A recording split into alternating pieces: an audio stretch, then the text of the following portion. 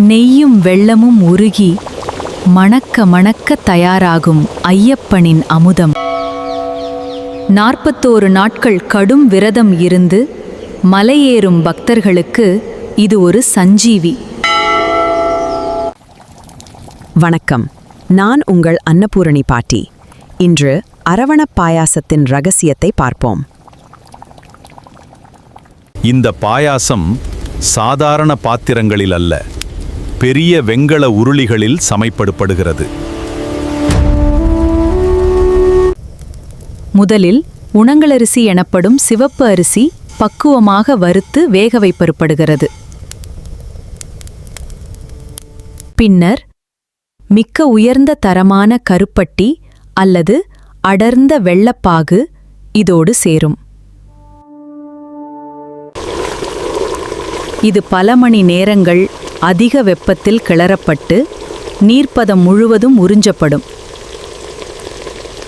கடைசியாக சுத்தமான பசு நெய் தாராளமாக ஊற்றப்படும். இதுதான் இதன் ஆயுளை நீட்டிக்கிறது. தனித்துவமான வாசனைக்காக ஏலக்காய் மற்றும் சுக்கு தூவப்படுகிறது.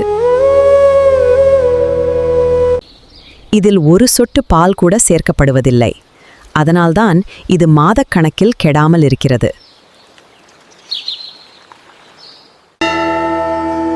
இன்று இது காற்று புகாத சிறிய டின்களில் அடைக்கப்பட்டு உலகம் முழுவதும் செல்கிறது.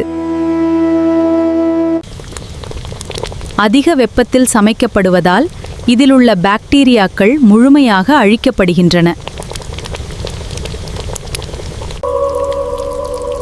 நெய்யும் வெல்லமும் கலந்த அந்த சுவை வார்த்தைகளால் சொல்ல முடியாத ஒரு பேரானந்தம். நமது பாரம்பரிய உணவுகள் வெறும் பசியை மட்டும் தீர்ப்பதில்லை, மனதையும் குணமாக்கும். ஐயப்பனுக்கு படைக்கப்படும் இந்த பிரசாதம் ஒரு முழுமையான உணவு அறிவியல்.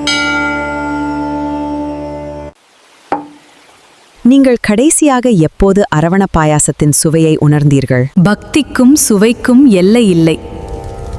இது நம் பாரம்பரியத்தின் பெருமை.